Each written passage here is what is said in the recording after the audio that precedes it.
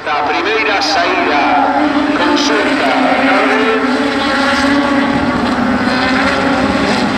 desta clase 5 dos Carcross Junior en o nivel técnico dos adestamentos.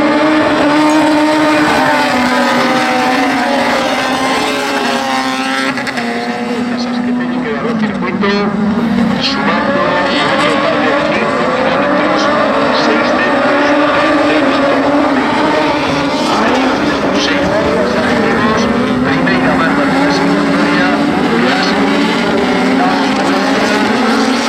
a parte do día e a segunda parte das carreiras, centrando a mañán nos adestramentos e horas a nas mangas clasificatorias e posteriormente as finais. 2, 9, 8, 6, 4, 5, 10 e 7 mantense a primeira línea da parrilla en esa primeira posición.